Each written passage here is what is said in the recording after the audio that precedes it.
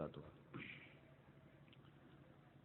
إن الحمد لله نحمده ونستعينه ونستغفره ونعوذ بالله من شرور أنفسنا ومن سيئات أعمالنا.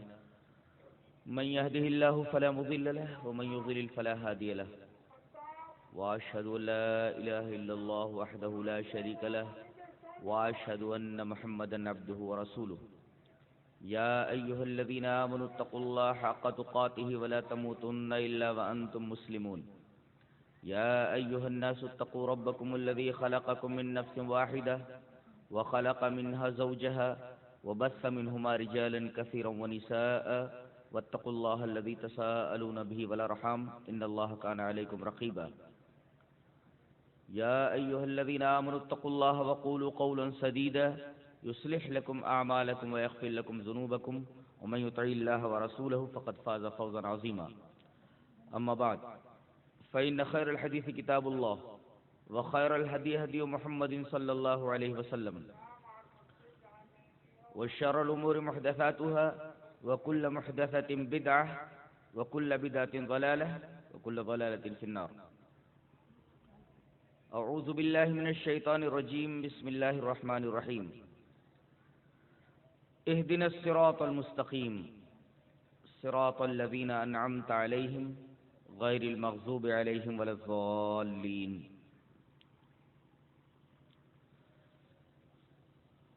حضرات علماء کرام، محترم بزرگوں، نوجوان بھائیوں، پیارے بچوں، پردہ نشین ماں اور بہنوں،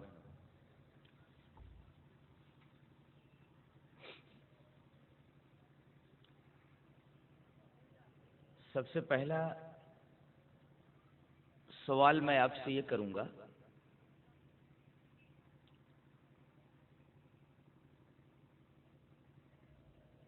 کہ ہم کہاں تھے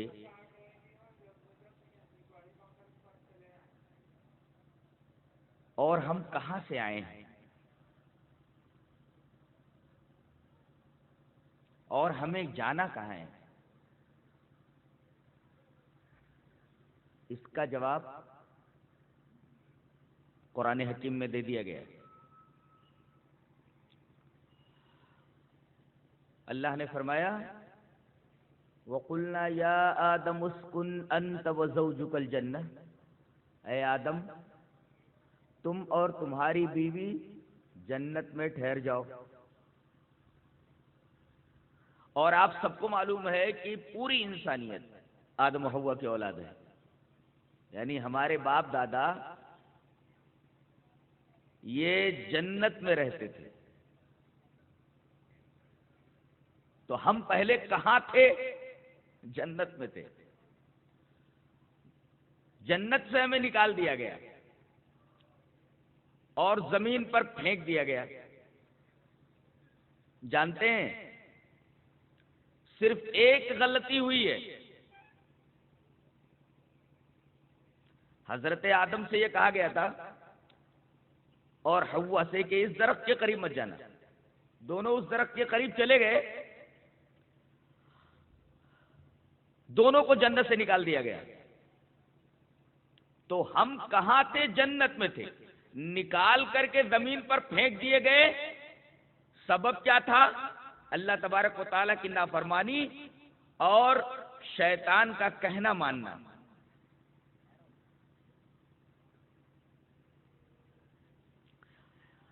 اس میں ایک بڑی اہم بات معلوم ہوئی کہ آج کتنے مسلمان ہیں جو گناہوں پر گناہ کرتے چلے جاتے ہیں. اپنے آپ کو اہل حدیث بھی کہتے ہیں، نہ روزہ رکھتے ہیں، نہ نماز پڑھتے ہیں. مذہب بیزار لوگ موجود ہیں اہل حدیثوں میں بھی. نمازوں کی پرواہ نہیں، دیگر امور دینیہ کی قطعاً کوئی پرواہ نہیں، تو بھی اہل حدیث ہیں. یہاں غور کرنے کا مقام ہے کہ ایک غلطی ہوئی ہے اور جنت سے نکال دیے گئے. شاعر نے بڑی اچھی بات کہی ہے، کہتا ہے تصل الذنوب الى الذنوب وترتجی درک الجنان بها وفوز العابدی ونسیت ان اللہ اخرج آدم منها الى الدنیا بذنب واحد.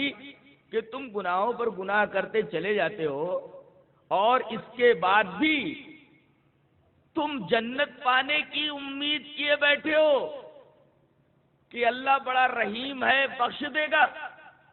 اور جس طرح ایک اللہ کا عبادت گزار بندہ کامیاب ہوتا ہے، ایسے کامیابی تمہیں مل جائے گی. اور یہ تم بھول گئے، وَنَسِيتَ، یہ تم بھول گئے ان اللہ اخرج آدم، کہ اللہ تبارک و تعالی نے آدم کو جنت سے نکال کر دنیا میں پھینک دیا بذنب واحد، صرف ایک خطا کی وجہ سے، ایک گناہ کی وجہ سے. اب بتاؤ، ایک گناہ کی وجہ سے اگر ہمارے باپ دادا جنت سے نکال دیے گئے تو تم ہزاروں گناہ کر کے جنت میں کیسے داخل ہو سکتے ہو؟ یہ ایک مقام غور ہے کہ نہیں ہے؟ ایک گناہ کی وجہ سے صرف ایک غلطی ہوئی اور جنت سے نکال دیے گئے. اب ہزاروں گناہ کرنے کے بعد یہ تمنا کرنا کہ ہم جنت میں چلے جائیں گے، یہ خیال خام نہیں تو اور کیا ہے؟ اور اللہ کے رحم کے اوپر بیجا تکیہ کر لینا، بیجا بھروسہ کر لینا ہے کہ نہیں؟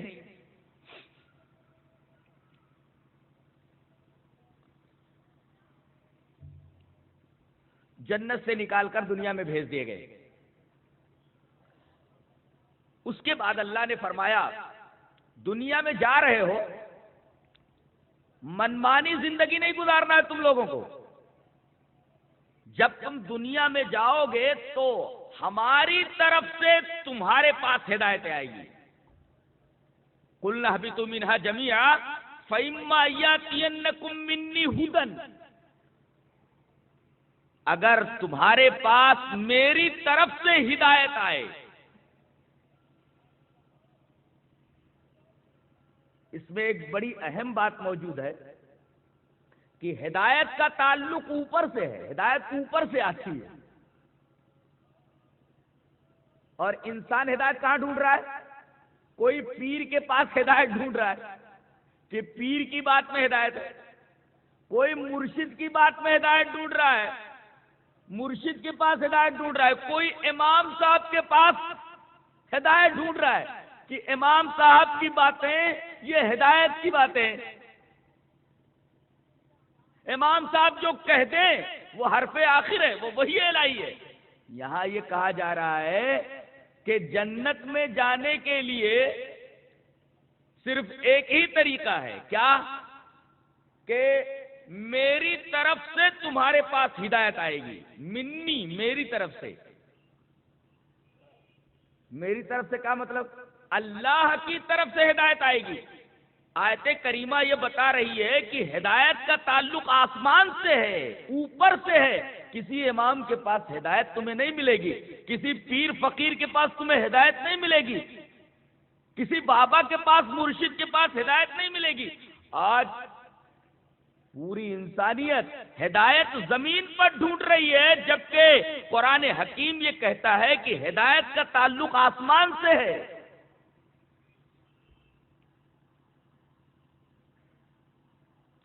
یہ بڑی بھیانک غلطی انسان کر رہا ہے.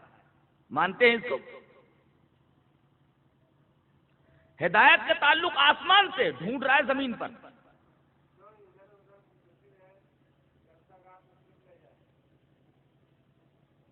اچھا ایک بات یہاں اور سمجھ لیں کہ اللہ ہدایت ایسے پہاڑ پر نازل کر دے گا اور لوگوں سے کہہ دے گا جاؤ ہدایت لے لو.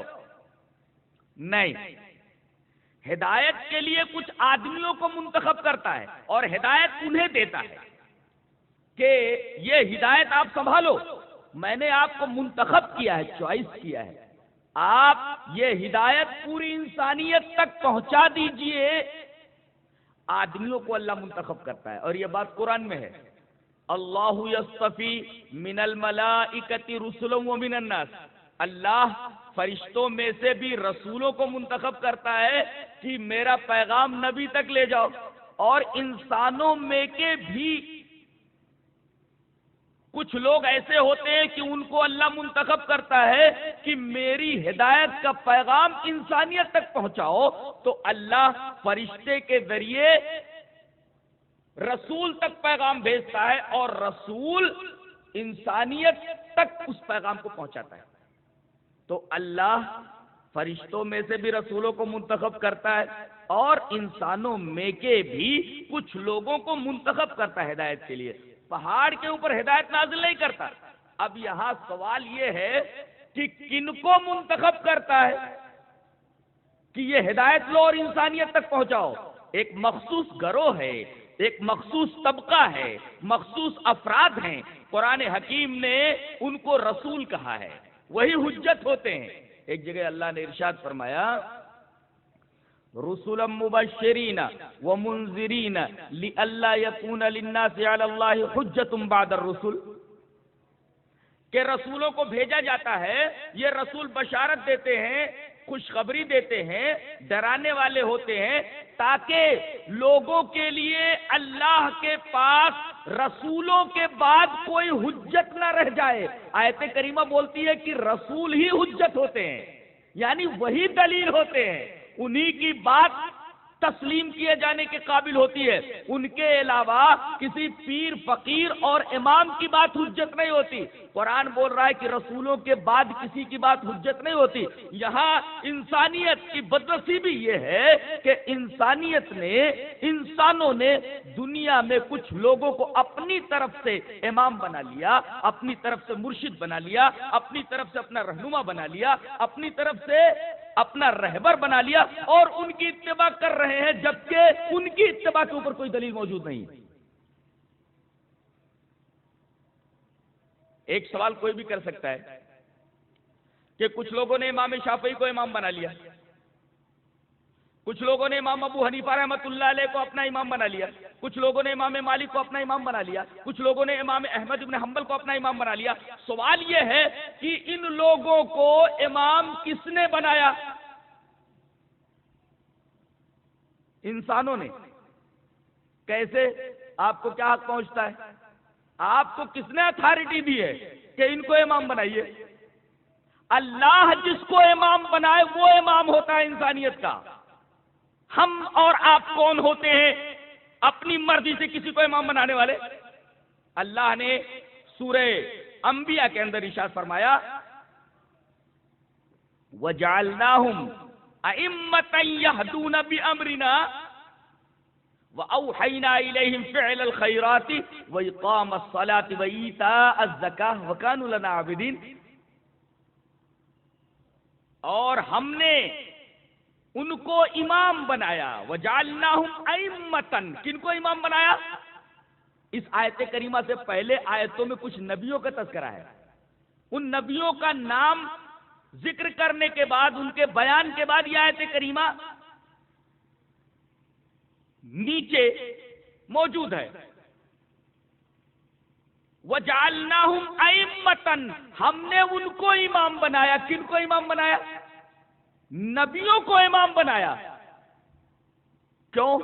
یہدون بامرنا، یہ ہمارے حکم سے ہدایت کرتے ہیں، اس لیے کہ ان کے پاس وحی آتی ہے. ہم نے ان کو امام بنایا، یہ ہمارے حکم سے ہدایت کرتے ہیں. اب ظاہر ہے کہ آخری نبی جناب محمد رسول اللہ صلی اللہ علیہ وسلم ہے. آپ کے بعد کوئی نبی آنے والا تو ہے نہیں. ظاہر ہے کہ آپ کے بعد کوئی امام بھی نہیں ہو سکتا، اس لیے کہ امام وہی ہوتا ہے جو اللہ کے حکم سے لوگوں کی ہدایت کرے. اور یہاں اللہ کے حکم کا معاملہ ہی ختم ہو گیا.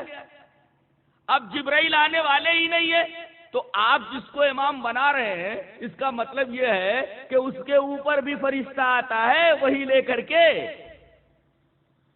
اللہ تو رسولوں کو امام بناتا ہے اور اللہ کے حکم سے وہ لوگ ہدایت کرتے ہیں. لیکن عام لوگوں کے اوپر تو، اماموں کے اوپر جن کو آپ نے بنا لیا، ان کے اوپر تو فرشتہ نہیں اترتا نا. تو تم کیسے ان کو امام بنانے والے ہو گئے اور یہ کہتے ہو کہ ان کی تمام باتیں بالکل صحیح ہیں جیسے وحی الہی؟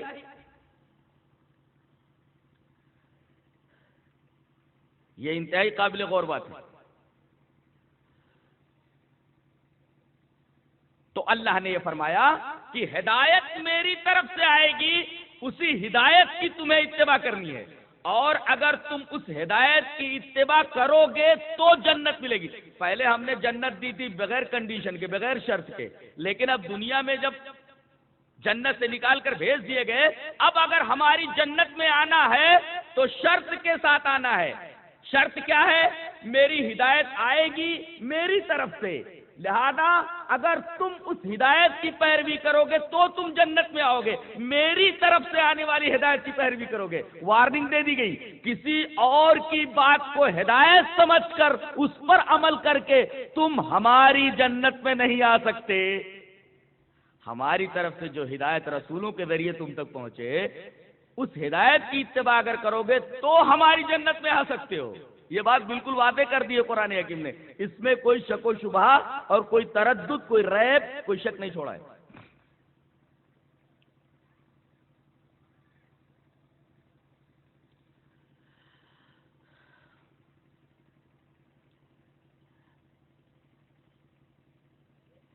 اور میں ایک بات کہتا ہوں کہ اللہ تبارک و تعالی نے انسان کو جتنی نعمتیں دی ہیں، آدمی ان نعمتوں کو شمار نہیں کر سکتا، اور ہر نعمت اپنی جگہ اہم ہے۔ مثلا آنکھ اللہ کی ایک بہت بڑی نعمت ہے، اپنی جگہ انتہائی اہم ہے۔ ایک کتنی بڑی نعمت ہے اللہ کی، کسی اندھے سے پوچھ لو۔ ہاتھ اللہ کی کتنی بڑی نعمت ہے، کسی لولے سے پوچھ لو۔ پیر اللہ کی کتنی بڑی نعمت ہے، کسی لنگڑے سے پوچھ لو۔ اور دماغ اللہ کی کتنی بڑی نعمت ہے، کسی پاگل کو دیکھ کر اندازہ لگا لو۔ تو اللہ تبارک و تعالیٰ کی جتنی نعمتیں ہیں جو انسانوں کو عطا کی گئی ہیں، ہر نعمت اپنی جگہ انتہائی ہے۔ لیکن اللہ کی سب سے بڑی نعمت جانتے ہو کون سی ہے؟ کہ اس سے بڑی نعمت اور کوئی نہیں ہے۔ جانتے ہو کون سی نعمت ہے؟ نعمت ہدایت ہے، اس سے بڑی کوئی نعمت نہیں ہے۔ یہی وجہ ہے کہ اگر نبی بھی چاہے تو کسی کو ہدایت نہیں دے سکتا اپنی مرضی سے، جب تک اللہ نہ چاہے۔ نبی کے بھی اختیار میں نہیں ہے۔ یہ اتنی بڑی نعمت ہے کہ نبی کے بھی اختیار میں نہیں دی گئی ہے یہ نعمت کہ جس کو چاہے بانٹ دے، جس کو چاہے دے دے۔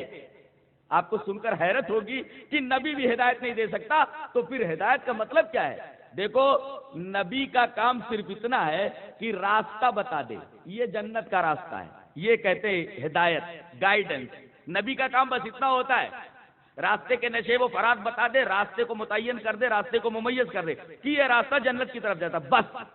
اب اس راستے پر چلانا، اس راستے کی توفیق دینا، اس قسم کی ہدایت یہ صرف اللہ کے ہاتھ میں ہے۔ نبی چاہے کسی کو اس طریقے کی ہدایت دے دے، اس کے بس میں نہیں ہے۔ یہاں تک کہ جس سے حد درجہ محبت کرے اس کو بھی ہدایت نہیں دے سکتا۔ دلیل سورہ قصص میں اللہ تبارک تعالیٰ نے ذکر فرمائی ہے۔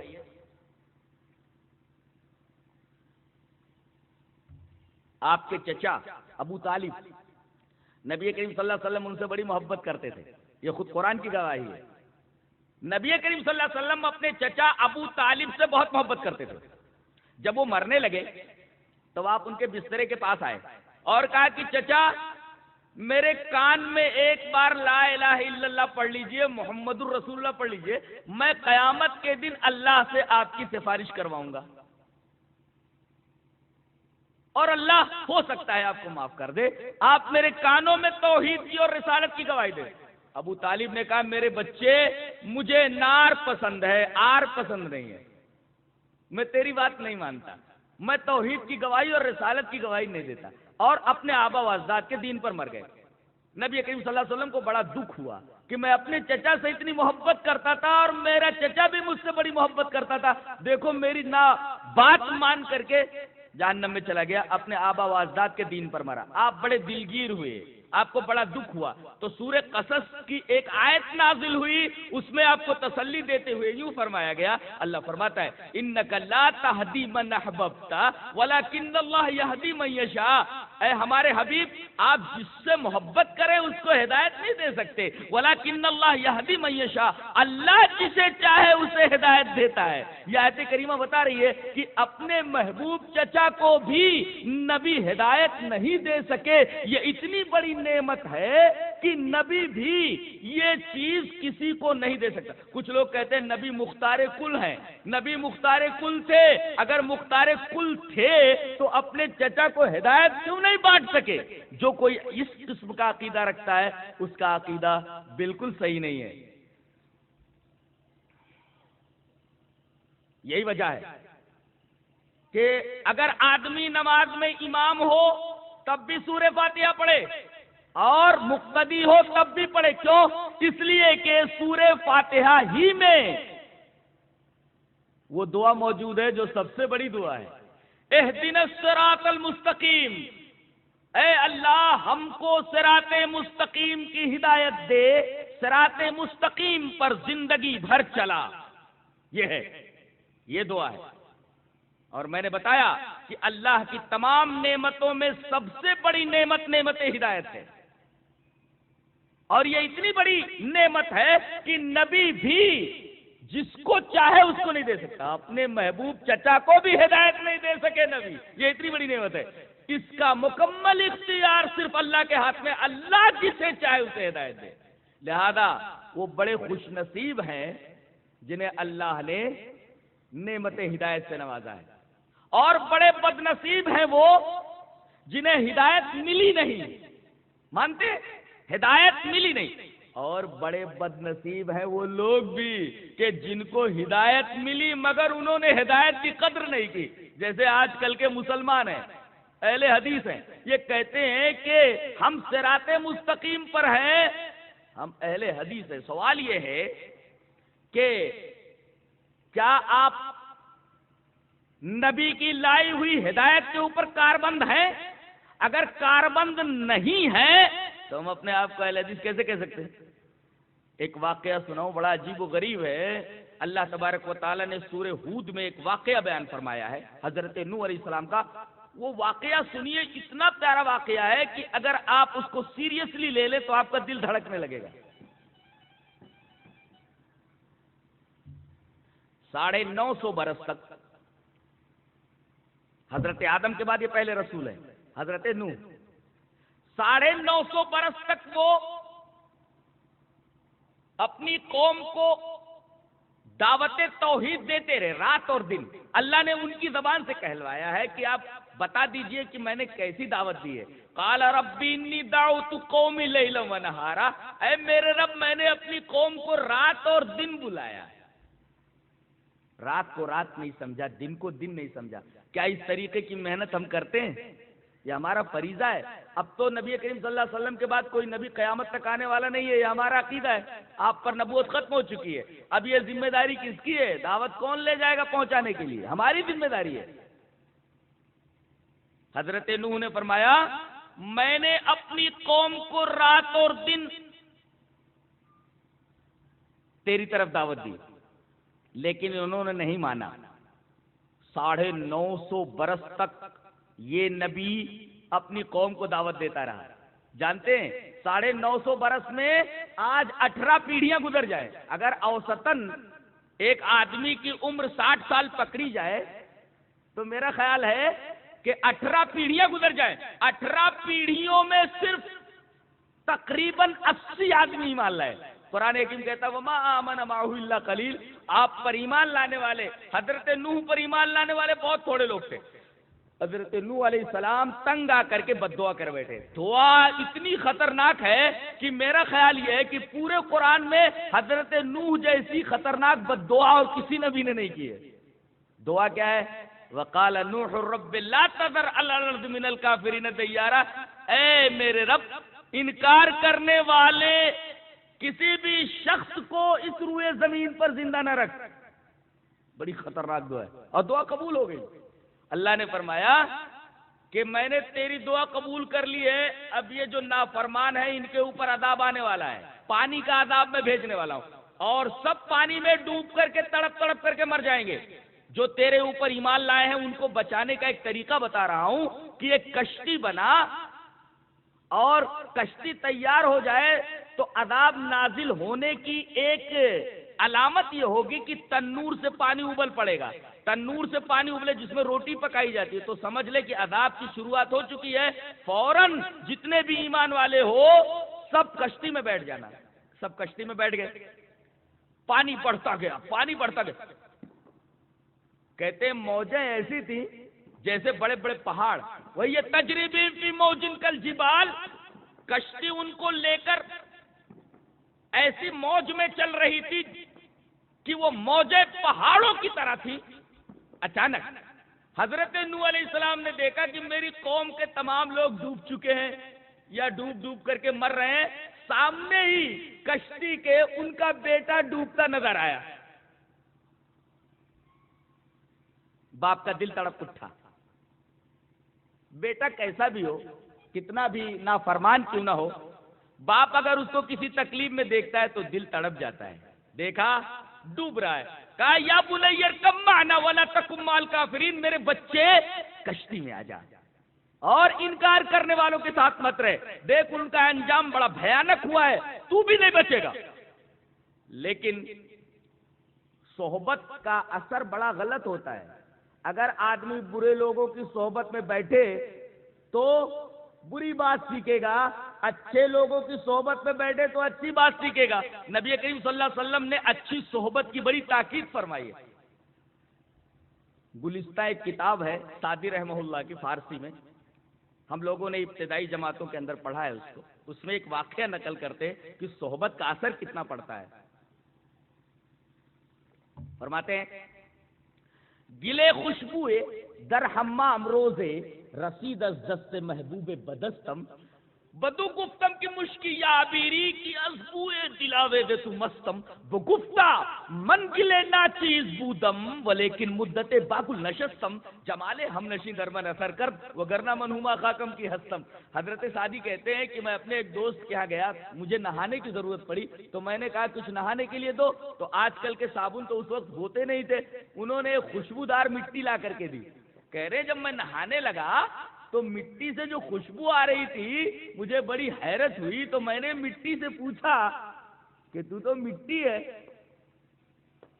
لیکن عبیر کی طرح اور مشک کی طرح مہک رہی ہے، تو مٹی تو نہیں لگ رہی ہے، تو مشک یا عبیر لگ رہی ہے کہ تیری دلکش خوشبو سے میں مست ہو گیا ہوں.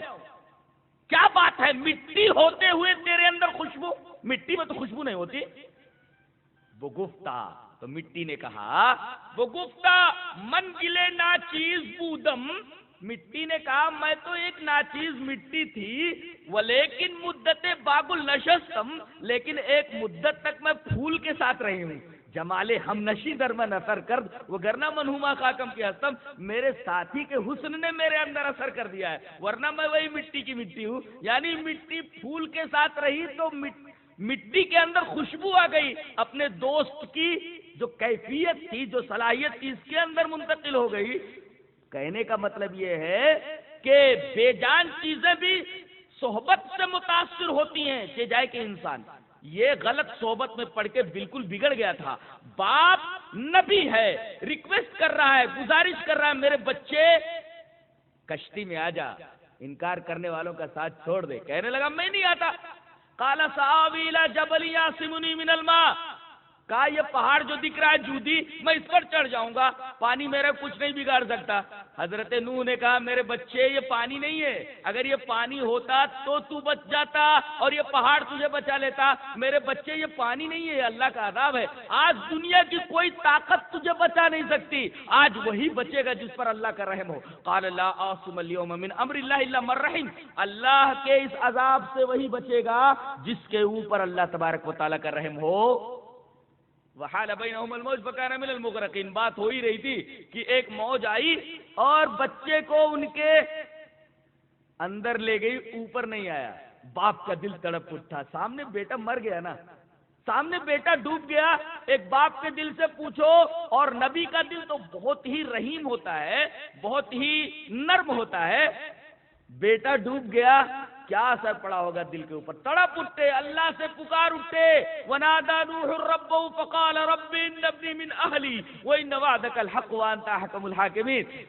نوح نے اپنے رب کو پکارا کہ اے میرے رب، میرا بیٹا میرے اہل میں سے ہے، اور تو نے کہا تھا، وعدہ کیا تھا کہ نوح تیرے اہل کو بچا لوں گا، تو یہ تو میرے اہل میں سے ہے.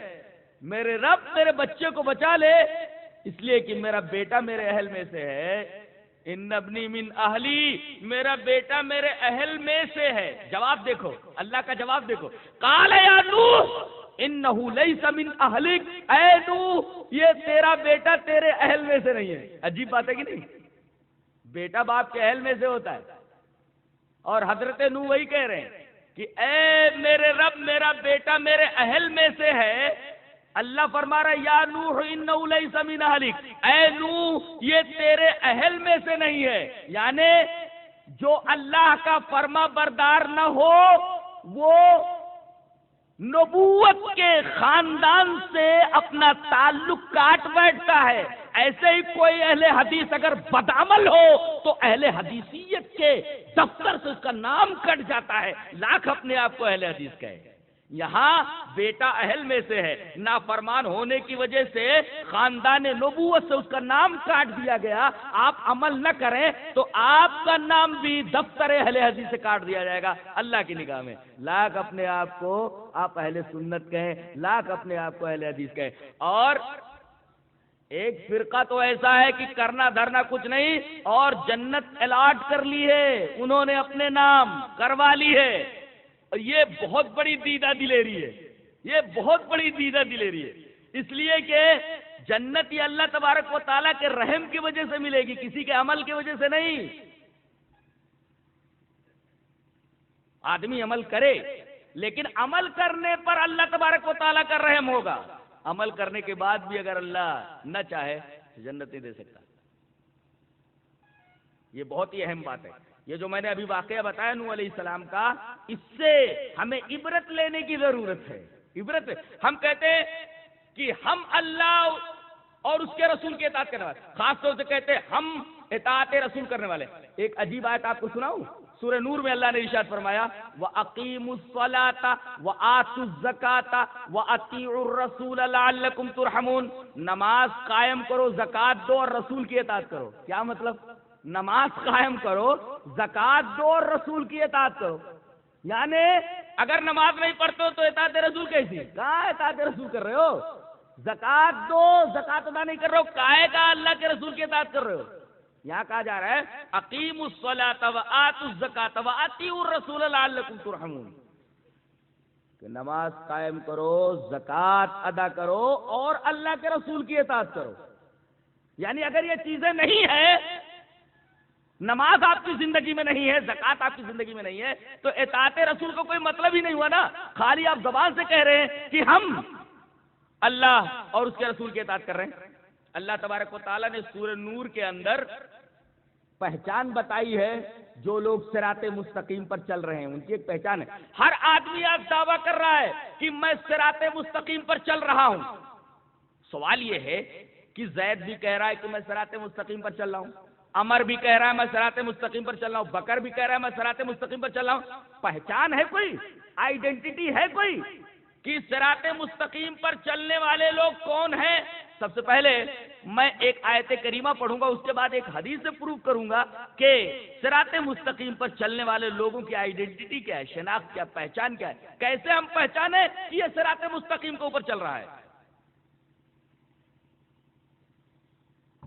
اللہ نے ارشاد فرمایا سورہ نور میں لقد انزلنا آیات مبینات واللہ یہدی من یشاء الی صراط مستقیم، ہم نے واضح آیتیں نازل کی ہیں اور اللہ جسے چاہے صراط مستقیم کی ہدایت دیتا ہے۔ اچھا، جو لوگ صراط مستقیم پر چلنے لگتے ہیں ان کی شناخت کیا ہے، آئیڈینٹی کیا ہے؟ آئیڈینٹی بتائی جا رہی ہے وَيَقُولُونَ آمَنَّا بِاللَّهِ وَبِالرَّسُولِ وَأَطَعْنَا ثُمَّ يَتَوَلَّىٰ فَرِيقٌ مِّنْهُمْ مِّن بَعْدِ ذَلِكَ وَمَا أُولَٰئِكَ بِالْمُؤْمِنِينَ۔ اور صراط مستقیم پر چلنے والوں کی شناخت یہ ہے، پہچان یہ ہے کہ وہ کہتے ہیں کہ ہم ایمان لائے اللہ پر، ایمان لائے رسول پر اور ہم نے اطاعت کی۔ صرف ایمان لانا زبان سے کافی نہیں ہے، اطاعت سے ثبوت تو ایمان باللہ کا اور ایمان بالرسول کا۔ آمنا باللہ وبالرسول واطعنا، وہ کہتے ہیں کہ ہم ایمان لائے اللہ پر، ایمان لائے رسول پر اور ہم نے اطاعت کی۔ خالی زبان سے آپ نے کہہ دیا ہم اہل حدیث ہیں، زبان سے کہہ دیا ہم اہل سنت ہیں، زبان سے آپ نے کہہ دیا کہ ہم فلاں ہیں۔ یہاں معاملہ یہ ہے کہ آمنا باللہ اور بالرسول کہنے کے بعد اطاعت ضروری ہے۔ اطاعت یہ آپ کی شناخت ہے ایمان لانے کے بعد۔ اچھا، اب کوئی آدمی آمنا باللہ اور بالرسول کہہ کر کے اعراض کرے تو ثم يتولى فريق منهم من بعد ذلك، اس کے بعد کوئی انکار کرے تو پھر جائے تو وما اولئک بالمؤمنین، وہ تو مومن ہے ہی نہیں۔ ایسے ہی کوئی اہل حدیثیت میں داخل ہونے کے بعد، اہل سنت میں داخل ہونے کے بعد قرآن و حدیث سے اعراض کرے قرآن حکیم نے فیصلہ کر دیا کہ ایسے لوگ مومن نہیں ہیں، ایسے لوگ اہل سنت نہیں، ایسے لوگ اہل حدیث نہیں۔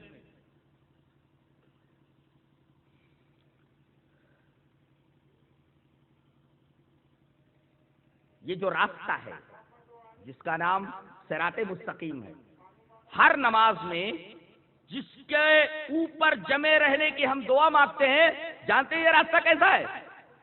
یہ وہ راستہ ہے جو سیدھا جنت کی طرف جاتا ہے، اور کوئی راستہ نہیں ہے، صرف ایک راستہ ہے۔ آج عجیب بات تو یہ ہے، حیرت ہوتی ہے سن کر کے، دوسرے مذہب کے لوگ تو کہتے ہی ہیں، عیسائی کہتے ہیں کہ عیسائیت کے راستے سے آدمی جنت میں جائے گا، یہودی کہتے ہیں یہودیت کے راستے سے آدمی جنت میں جائے گا، دیگر مذہب کے ماننے والے کہتے ہیں کہ ہم اپنے مذہب کے راستے سے جنت میں پہنچ جائیں گے۔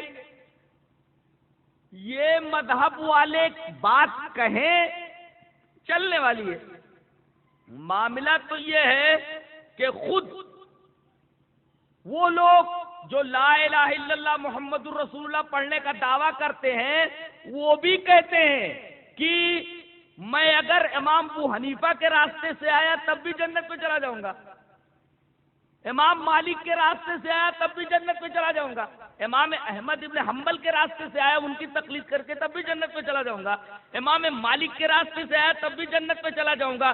حیرت کی بات تو یہ ہے کہ آپ نے وہی بات کہی جو دیگر مذہب والے کہہ رہے ہیں کہ کسی بھی راستے سے جاؤ منزل ایک ہے۔ قرآن حکیم بول رہا ہے ایسا نہیں ہے، راستہ ایک ہے، منزل ایک ہے۔ پہلے میں یہ بتاؤں کہ یہ جو راستہ ہے اس پر چلنے والے لوگ کون کون سے ہیں۔ آپ کو حیرت ہوگی کہ اسی راستے کے اوپر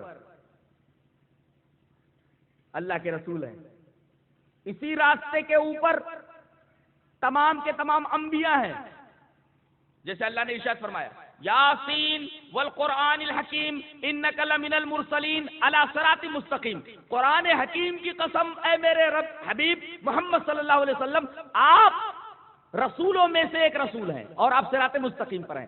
رسولوں میں سے ایک رسول ہیں اور آپ صراط مستقیم پر ہیں، کہنے کا مطلب یہ کہ تمام رسول صراط مستقیم پر تھے، اسی طرح آپ بھی صراط مستقیم پر ہیں۔ گویا اس آیت کریمہ نے وعدے کر دیا کہ تمام کے تمام رسول صراط مستقیم پر تھے، یہاں تک کہ جناب محمد رسول اللہ صلی اللہ علیہ وسلم بھی صراط مستقیم پر تھے۔ یہ تو ثابت ہوا۔ اچھا، اللہ تعالیٰ کہاں ملے گا؟ اللہ تعالیٰ کہاں ملے گا؟ وہ کہاں ہے؟ آدمی کس راستے پر چلے کہ اللہ مل جائے؟ اللہ ہی کو تو پانا ہے، وہی تو ہماری منزل ہے، وہی تو ہمارے سفر کی اور جرنی کی ڈیسٹینیشن ہے، وہی تو منزل ہے ہماری۔ کون سے راستے پر چل کر کے اللہ کو پا سکتے ہو؟ اللہ تبارک تعالیٰ نے سورہ ہود کے اندر حضرت ہود کی جو تقریر ہے اپنی قوم کے سامنے، اس کے اندر ارشاد فرمایا، حضرت ہود فرما رہے اپنی قوم سے انی توکلت علی اللہ ربی و ربکم ما من دابۃ الا هو آخذ بناصیتها ان ربی علی صراط مستقیم۔ حضرت ہود فرما رہے کہ میں نے اپنے رب پر اور تمہارے رب کے اوپر بھروسہ کر لیا ہے، میرا رب تو ایسا ہے کہ دنیا کے اندر کوئی بھی چلنے والا زمین کے اوپر ایسا نہیں ہے جس کی پیشانی اللہ کے ہاتھ میں نہ ہو، سب کے اوپر تصرف کرتا ہے، جسے چاہے عزت دے، جسے چاہے ذلت دے، جسے چاہے مفلس کر دے، جسے چاہے غنی کر دے، جسے چاہے مصیبت میں مبتلا کر دے، جسے چاہے مصیبت سے نکال دے، ہر چلنے والے کی پیشانی اس کے ہاتھ میں۔ اور آخر میں فرمایا ان ربی علی صراط مستقیم، میرا رب صراط مستقیم پر ہے، تمام انبیاء صراط مستقیم پر، جناب محمد الرسول اللہ صراط مستقیم پر۔ اسی طریقے سے خود اللہ صراط مستقیم ہی پر ملے گا۔ کوئی آدمی اگر صراط مستقیم پر چلتا چلا جا رہا ہے تو اللہ ملے گا، کسی اور راستے سے آیا تو اللہ ملنے والا نہیں ہے۔ اسی راستے کا نام اہدنا الصراط المستقیم میں صراط المستقیم ہے، سورہ فاتحہ میں جو دعا ہے، اور جس صراط مستقیم کی بات کہی گئی ہے یہ وہی راستہ ہے جس کے آخر میں اللہ تبارک و تعالیٰ ملتا ہے۔ ان ربی علی صراط مستقیم، اسی راستے پر چل کر آؤ گے تو میں ملوں گا، اس لیے کہ میں صراط مستقیم پر ہوں۔ ایک حیرت انگیز بات اور بتاؤں، یہ تو پتہ چل گیا کہ تمام رسول صراط مستقیم پر، محمد صلی اللہ علیہ وسلم صراط مستقیم پر، اللہ بھی صراط مستقیم پر ملے گا۔ شیطان کدھر ہے؟ شیطان کہاں ہے؟ ہاں وہ کدھر ہے؟ جو انسان کا ازلی دشمن ہے، جس نے ہمارے ماں باپ کو، آدم و حوا کو جنت سے نکالا، یہ جانتے کہاں ہے؟ آؤ قرآن سے پوچھتے یہ کدھر بیٹھا ہوا ہے؟ جب اللہ نے اس کو راندے درگاہ کیا تو جانتے اس نے کیا کہا اللہ سے؟ قال فبما اغويتني لاقعدن لهم صراطك المستقيم ثم لآتينهم من بين ايديهم ومن خلفهم وعن ايمانهم وعن شمائلهم ولا تجد اكثرهم شاكرين. شیطان کو کہا گیا تھا آدم کو سجدہ کر، سجدہ نہیں کیا، راندے درگاہ ہو گیا. جب راندے درگاہ ہوا تو کہنے لگا کہ اے میرے رب، تو نے مجھے اس انسان کی وجہ سے، اس کی ہستی کیا ہے؟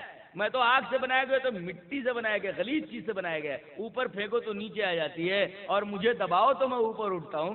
میری فطرت میں بلندی ہے. بلند چیز پست کے سامنے جھکے، تو نے جھکانا چاہا، میں نہیں جھکا.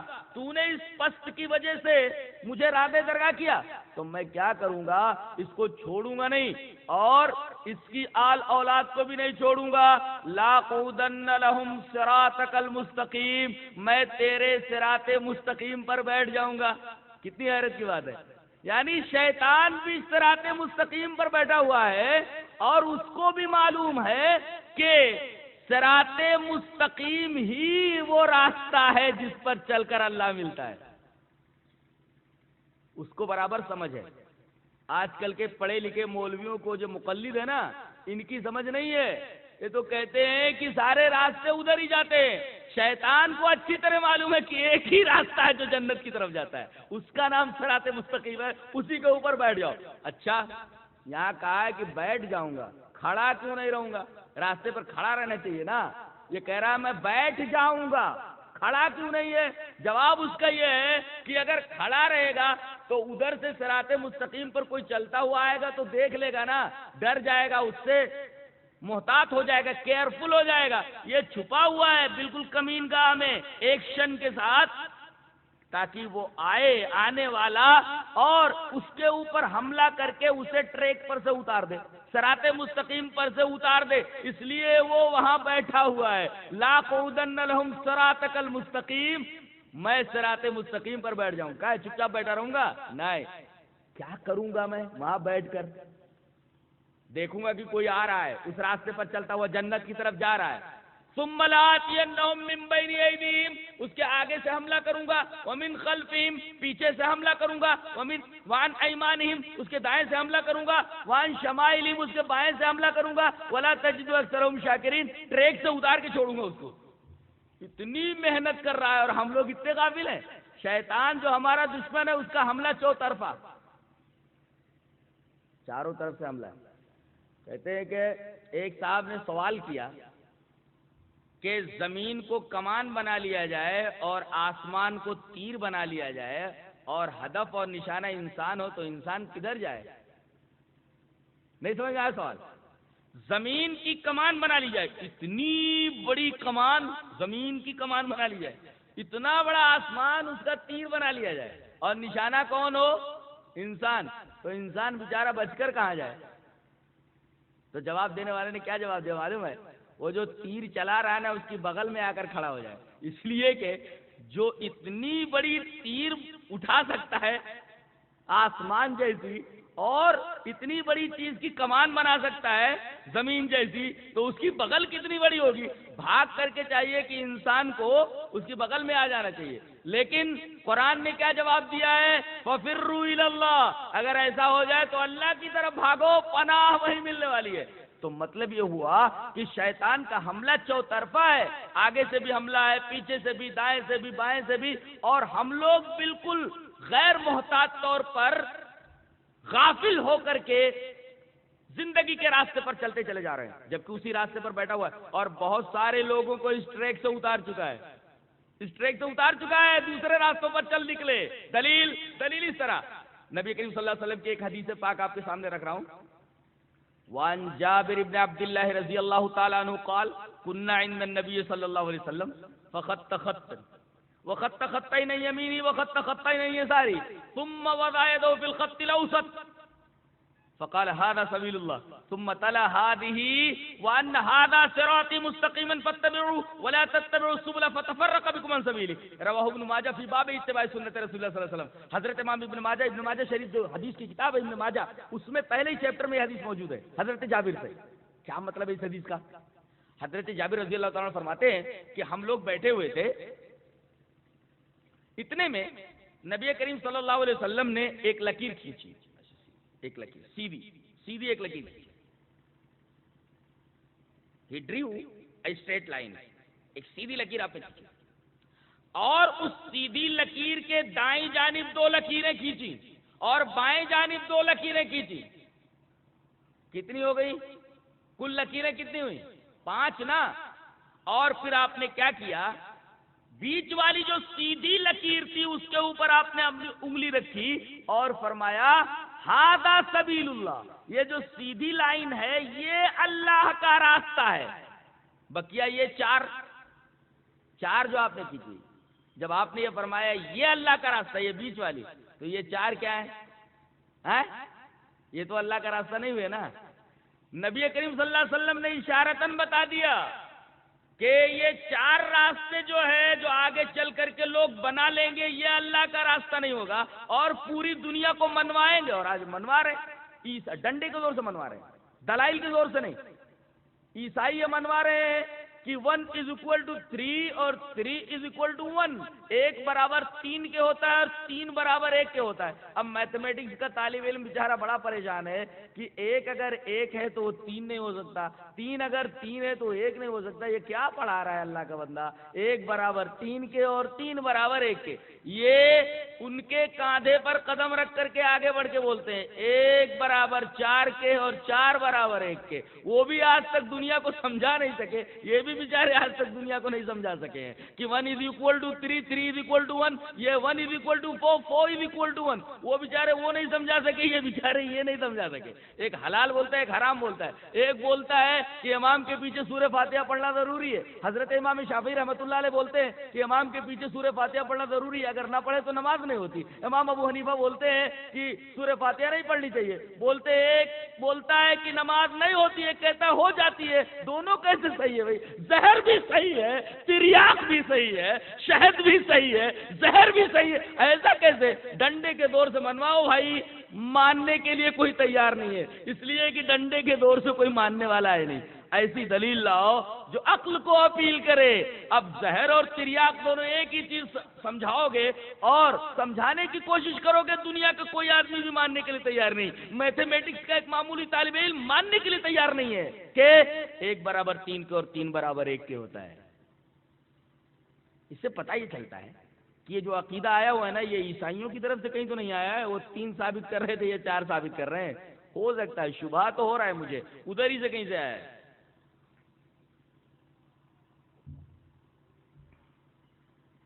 ایک بات اور، اللہ تبارک و تعالیٰ نے سورہ یوسف میں ارشاد فرمایا، آخر میں، آخری رکوع میں آپ نے فرمایا قل هذه سبیلی ادعو الی اللہ علی بصیرۃ انا ومن اتبعنی. آپ کہہ دیجئے کہ یہ میرا راستہ ہے. یا علماء بیٹھے ہوئے ہیں یا عربی کا معمولی طالب علم جانتا ہے کہ اشارہ کر دیا جائے تو چیز متعین ہو جاتی ہے. یہ بوتل، تو اب اور بوتلیں ہیں وہ نکل گئی اس سے، بس یہی بوتل مراد ہوگی. یہ موبائل، هذا الجوال، یہ موبائل، تو اب یہ موبائل متعین ہو گئی، اور کوئی موبائل مراد نہیں لی جا سکتی. نبی کریم صلی اللہ علیہ وسلم نے فرمایا هذه سبیلی، یہ میرا راستہ ہے. پتہ یہ چلا جب ہاذا سے چیز متعین ہو جاتی ہے تو آپ نے فرمایا یہ میرا راستہ، اس کے علاوہ اللہ کا کوئی راستہ نہیں ہے، نہ نبی کا کوئی راستہ ہے، صرف ایک راستہ، هذه، یہ میرا راستہ. اور ادعو الی اللہ، یہ آپ نے فرمایا میں اسی راستے کی طرف بلا رہا ہوں. ایسا آپ نے نہیں فرمایا، ادعو الی اللہ، میں اللہ کی طرف بلا رہا ہوں. یہ ایک عجیب نکتہ ہے کہ جو میرا راستہ ہے وہی اللہ کا راستہ ہے. اور ایک بات اور، علی بصیرۃ انا ومن اتبعنی، اس راستے کے اوپر بصیرت کے ساتھ چلو. میں بصیرت کے ساتھ چل رہا ہوں اور میرے ماننے والے بھی پورے علم کے ساتھ چل رہے ہیں. یہ آیت کریمہ بتا رہی ہے کہ کوئی کچھ بول دے، مولوی صاحب نے بول دیا ہاں صحیح ہے، یہ مولوی صاحب بول دیے یہ بھی صحیح ہے، کیسے صحیح ہو سکتا ہے؟ یہاں کہا جا رہا راستے پر چلو تو علم کے ساتھ۔ بتائیے کہ آپ کو کلکتہ جانا ہے، بہت ساری گاڑیاں کھڑی ہوئی ہیں، کسی سے ہدایت لیں گے کہ نہیں لیں گے، گائیڈنس لیں گے کہ نہیں، کہ بھائی یہ بہت ساری گاڑیاں جو کھڑی ہیں ان میں سے میری منزل یعنی کلکتہ جانے والی ٹرین کون سی ہے؟ ٹرینیں تو بہت ساری ہیں، میری منزل کی طرف جانے والی ٹرین کون سی ہے؟ آپ گائیڈنس لیں گے کہ نہیں لیں گے؟ اور جاننے والا بتائے گا کہ ایسے آپ کسی بھی گاڑی میں بیٹھ جائیں گے۔ لہذا شعور دیا گیا کہ گاڑی میں بیٹھنے سے پہلے علم حاصل کر لو کہ وہ گاڑی جاتی ہے کہ نہیں جاتی ہے۔ ایسے ہی صراط مستقیم پر قدم رکھ رہے ہو تو صراط مستقیم کا علم حاصل کرو۔ کوئی بول دے اندھی تقلید کے ذریعے ماننے لگو، بصیرت اس کا الٹا ہے۔ بصیرت یہ تقلید کی عین اپوزٹ ہے، عین نقیض ہے اس کی۔ الا بصیرت انا ومن اتبعنی، اس راستے کے اوپر پوری بصیرت کے ساتھ میں چل رہا ہوں اور میرے متبعین صحابہ چل رہے ہیں۔ صحابہ کرام کا طریقہ کیا تھا معلوم ہے؟ آج تو کوئی مسئلہ پیش آیا، ہاں مولوی صاحب یہ مسئلہ ہے، ہاں تو اس مسئلے کا جواب یہ ہے۔ اب اس گونگے اور بہرے نے خالی سن لیا، یہ پوچھ نہیں رہا ہے کہ مولوی صاحب یہ آپ اپنی عقل سے، اپنی منطق سے، اپنے قیاس سے مسئلہ بتا چکے ہیں یا کہیں قرآن اور حدیث میں ہے؟ نہیں پوچھتا، نہیں پوچھتا۔ اور صحابہ کرام کا طریقہ کیا تھا؟ وہی میں نے کہا نہیں، نبی کریم صلی اللہ علیہ وسلم نے فرمایا میں بصیرت سے اس راستے پر چل رہا ہوں اور میرے ماننے والے بھی بصیرت کے ساتھ اس راستے پر چل رہے ہیں۔ ذرا ایک حدیث دیکھیے کہ ہر بات میں کس طرح دین کی بات میں ہر بات جب تک نبی کریم صلی اللہ علیہ وسلم کی جناب سے بارگاہ سے کلیئر نہ ہو تب تک اس پر عمل نہیں کرتے تھا کوئی صحابی۔ دلیل اس طرح حدیث پاک دیکھیے، وعن ابی ہریرہ رضی اللہ تعالی عنہ قال وکلنی رسول اللہ صلی اللہ علیہ وسلم بحفظ زکاة رمضان فاتانی آتی فجعل يحصل من الطعام فاخذته فقلت لا ارفعنك الى رسول الله صلی اللہ علیہ وسلم فذكر الحديث فقال اذا اويت الى فراشك فاقرا آية الكرسي لن يزال عليك من الله حافظ ولا يقربك شيطان حتى تصبح فقال النبي صلى الله عليه وسلم صدقك وهو كذوب ذاك شيطان رواه البخاری في کتاب بدیع الخلق۔ یہ روایت امام بخاری بدیع الخلق کے اندر لائے ہیں حضرت ابو ہریرہ سے۔ حضرت ابو ہریرہ فرماتے ہیں کہ نبی کریم صلی اللہ علیہ وسلم نے مجھے رمضان کی زکوٰۃ پر مامور کر دیا، نگرانی پر۔ ہوا ایسا مسجد نبوی میں آج تو کتنی عالی شان مسجدیں بناتے لوگ، کروڑوں روپیہ مسجد میں، مینارے میں، دیوار میں، گارے میں لگا دیتے۔ نبی چاہتے تو عالی سے عالی شان مسجد بنا سکتے تھے، لیکن نہیں، وہی ٹوٹی پھوٹی مسجد تھی آپ کے زمانے میں جس میں دروازہ بھی نہیں تھا، کتے گھومتے رہتے تھے مسجد نبوی میں۔ آپ کو حیرت نہیں ہو رہی ہے؟ کتے گھومتے رہتے تھے اور دیوار بالکل مٹی کی کچی، چھت جانتے کھجور کے پتوں کی، بارش ہوتی تھی تو کیچڑ ہو جاتا تھا زمین پر۔ صحابہ کرام کیچڑ اور پانی میں سجدہ کرتے تھے، لیکن واللہ اس مسجد میں، اس ٹوٹی پھوٹی جگہ میں جرنل، کرنل، لائر، وکیل، سی ایم، دنیا کا کون سا ایسا علم نہیں تھا جو علم پڑھ کر کے صحابہ نہیں نکلے۔ ان کو گورنر بنا دیا گیا، گورنر بن گئے اور اچھی طرح نبھا رہے ہیں۔ سی ایم بنا دیا گیا، خراسان کا کوئی سی ایم ہے، خراسان کا کوئی گورنر ہے، کوئی ایران کا گورنر ہے، کوئی اسکندریہ کا گورنر ہے۔ اللہ اکبر۔ کسی کو جج بنا دیا گیا تو وہ جج ہے، قاضی جس کو کہتے ہیں، قاضی بنا دیا گیا۔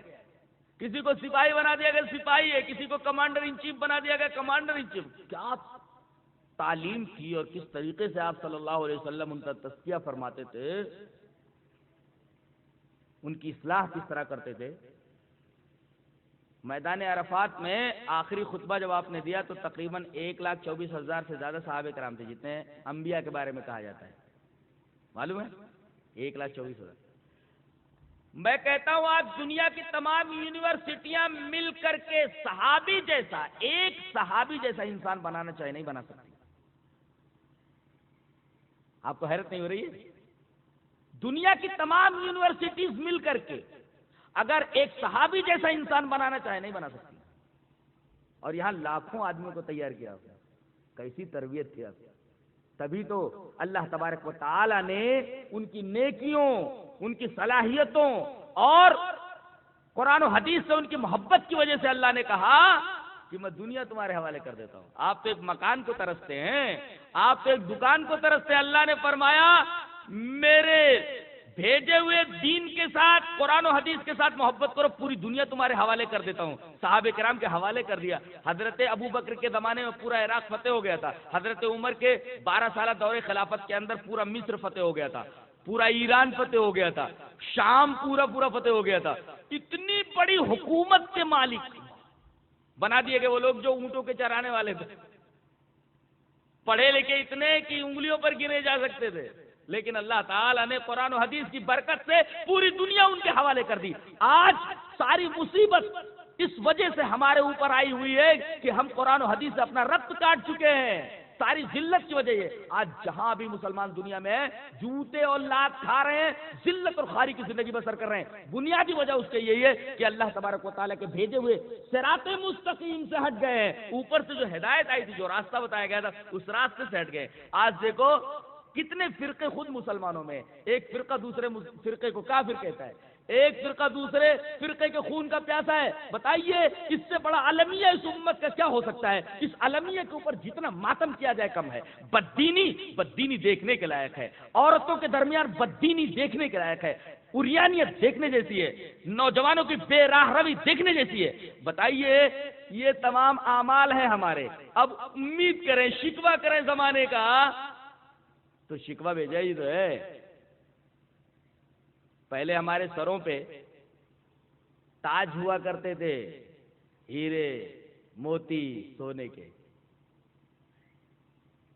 آج پھٹی ٹوپیاں بھی نصیب نہیں ہے. تبھی تو شاعر کہتا ہے ہمارے سر کی پھٹی ٹوپیوں پہ طنز نہ کر. کیا بولتا ہے؟ ہمارے سر کی پھٹی ٹوپیوں پہ طنز نہ کر, ہمارے تاج عجائب گھروں میں رکھے ہیں. ٹھیک ہے عجائب گھروں میں رکھے, لیکن آج تیرا کیا حال ہے؟ تیرا کیا حال؟ ٹھیک ہے عجائب گھروں میں رکھے, لیکن اعمال تو ان کے وجہ سے تھے نا. تیرے اعمال کیسے ہیں؟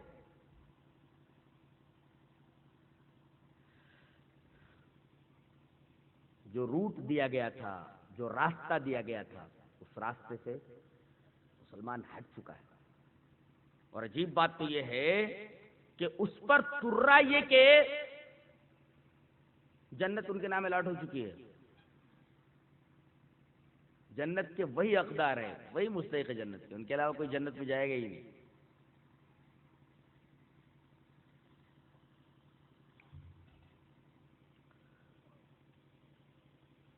ایک بات بتاؤ, نبی میں اور ایک امام میں, ایک پیر اور مرشد میں کیا فرق ہوتا ہے؟ بہت سارے لوگ ہیں ہمارے اکابر کہتے ہیں. ارے تیرے اکابر نبی تھے کیا؟